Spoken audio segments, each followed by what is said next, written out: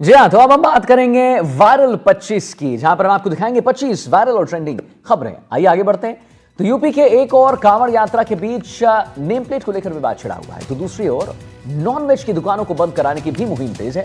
गाजियाबाद में हिंदू रक्षा दल के कार्यकर्ताओं ने सभी नॉनवेज वाले दुकानों से कहा कि वह शाम शुरू होते ही दुकान बंद कर दे। साथ ही उन्होंने कहा है कि सभी दुकान वाले अपनी दुकान से बाहर नाम लिखें, जिससे कांवड़ियों को पता चल सके कि आखिर किसकी दुकान है ये।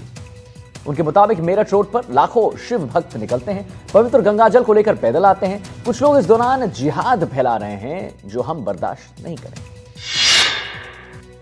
देखिए, बिहार के दरभंगा में मिड डे मील खाने से करीब 25 से 30 बच्चे बीमार पड़ गए। लोगों का कहना है कि खाने में छिपकली गिरने से सब हो रहा है। तो देखिए, खबर जो है दरभंगा के बिरौल प्रखंड का है, जहां स्कूल में खाना खाने के बाद अचानक बच्चे को उल्टी हो गया, पेट में दर्द हो गया और इसके बाद शिकायत बढ़ती रही, जिसके बाद परिजनों ने विद्यालय में जमकर हंगामा कर दिया। सभी बीमार बच्चों का इलाज जारी है। इसकी पुष्टि करते हुए मिड डे मील प्रभारी संजय कुमार चौधरी ने कहा कि मामले की जांच कराई जाएगी। अगर इस मामले में दोषी पाए जाएंगे तो हेडमास्टर समेत सभी दोषी के खिलाफ कार्रवाई होगी। बिहार के सीवान में दो पक्षों में खूनी संघर्ष हुआ, जिसमें 3 लोगों की मौत हो गई। मौत के बाद इलाके में तनाव का माहौल है। घटना सीवान के भगवानपुर भाट थाना का है, जहां पर परिवार वालों ने गांव के ही दबंगों पर इसका आरोप लगा दिया।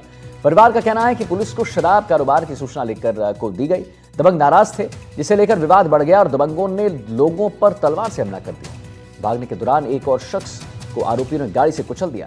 इस हत्या के बाद नाराज लोगों ने एक बाइक में आग लगा दी। माहौल को देखते हुए भारी संख्या में पुलिस बल की तैनाती की गई।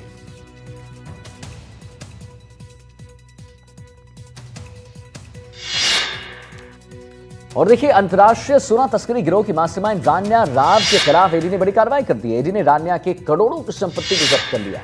जब्त की हुई संपत्ति 34.12 करोड़ की बताई जा रही है और जो कर्नाटक में है। ईडी के मुताबिक रान्या और उनके सहयोगी ने दुबई, युगांडा और अन्य देशों से अवैध रूप से सोना भारत में मंगवाया और इसको बेचकर मोटी रकम जो है वो कमा ली। बाद में पैसे हवाले के जरिए बाहर भेजकर दोबारा तस्करी के लिए इस्तेमाल किया।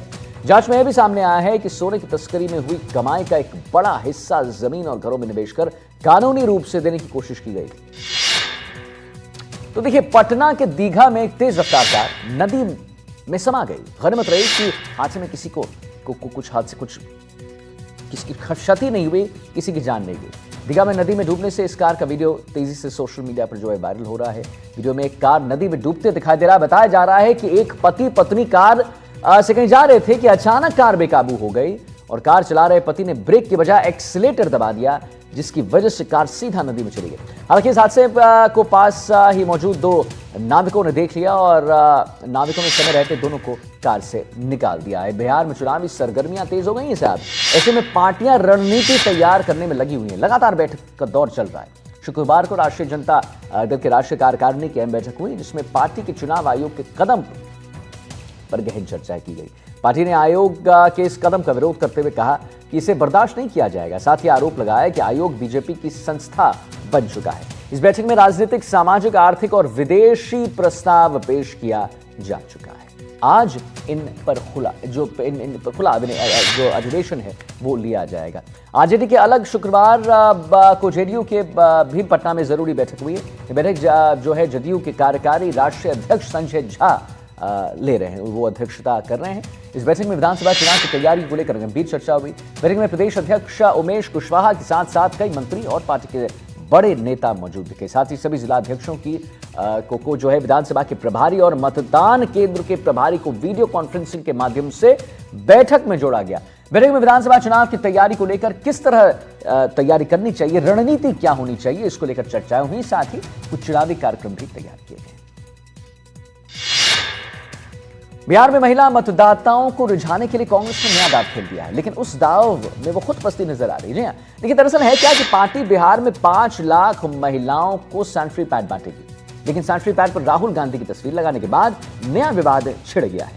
बीजेपी ने इस पर कांग्रेस की आलोचना की है और उसे सस्ती राजनीति कहा है। तो वहीं जेडीयू ने कांग्रेस के इस कदम को चापलूसी और मानसिक रूप से पराकाष्ठा का एक पर्याय बता दिया है। कांग्रेस ने भी पलटवार करते हुए पूछा है कि हाईकोर्ट के बाद भी सरकार ने सैनिटरी पैड मशीन क्यों नहीं लाई? मणिपुर में अवैध हथियारों के खिलाफ सुरक्षा बलों और पुलिस ने एक साझा ऑपरेशन किया जिससे बहुत बड़ी कामयाबी हासिल हुई। आपको बताएं, टीम को हथियारों और गोला बारूद का एक बड़ा जखीरा मिला है। 200 से ज्यादा स्वचालित हथियार और कई अलग अलग तरीके का बम भी बरामद किए गए। ये पूरी कार्रवाई मणिपुर पुलिस, असम राइफल्स, भारतीय सेना और अन्य केंद्रीय सशस्त्र पुलिस बलों ने मिलकर की। संयुक्त टीमों ने मणिपुर के पहाड़ी जिलों में अभियान चलाया है और ये पूरा मिशन जो है किया है। विशेष खुफिया सूचना के आधार पर इस मिशन को कामयाब बनाया गया। तो वही पंजाब के मोगा में डॉक्टर को 2 लोगों ने गोली मार दी। सही सुना आपने, आरोपियों को डॉक्टर के क्लिनिक में घुसकर वारदात को अंजाम दिया। तो मोगा के ईसे खान चौक पर डॉक्टर अनिलजीत जो हैं वो वहां पर बैठे हुए थे और हरबंस नर्सिंग होम के नाम से अपना क्लिनिक वहां पर चलाते थे। शुक्रवार दोपहर अचानक 2 लोग उनके क्लिनिक में घुस गए और उन्हें गोली मार दी। डॉक्टर की हालत बेहद नाजुक बताई जा रही है। उन्हें इलाज के लिए मोगा के एक निजी अस्पताल में भर्ती करवा दिया गया। घटना के बाद पुलिस सीनियर सारे अधिकारी मौके पर पहुंचकर मामले की जांच में जुटे हुए हैं। छत्तीसगढ़ के नामी महादेव बेटिंग ऐप मामले में एक वीडियो सामने आया है। ये वीडियो किसी और का नहीं बल्कि आरोपी सौरभ आहूजा की शाही शादी का बताया जा रहा है। तो जयपुर के 5 स्टार होटल फेयर माउंट की ये वही शादी है जो शादी को बीच में ही छोड़कर आरोपी सौरभ आहूजा भाग गया था। इस शादी का ठेका एक इवेंट कंपनी को 6 करोड़ में दिया गया था, लेकिन समारोह शुरू होने से कुछ घंटे बाद ही ईडी की टीम ने यहां छापेमारी कर दी। छापेमारी से घबराकर दूल्हा यानी जिसकी आप तस्वीर देख रहे हैं सौरभ आहूजा शादी छोड़कर भाग गया।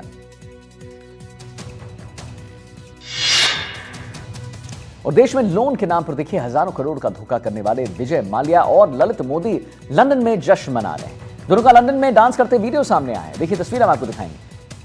भांगड़े का ये वीडियो खूब वायरल हो रहा है जिसमें दोनों साथ में गाना गाते और मस्ती करके दिखाई दे रहे हैं। वीडियो किसी पार्टी का नहीं, जिसे दुनिया भर से करीब 300 चुनिंदा लोगों को ही इनवाइट किया गया था। इस लिस्ट में जो क्रिकेट प्लेयर क्रिस गेल का नाम भी शामिल है।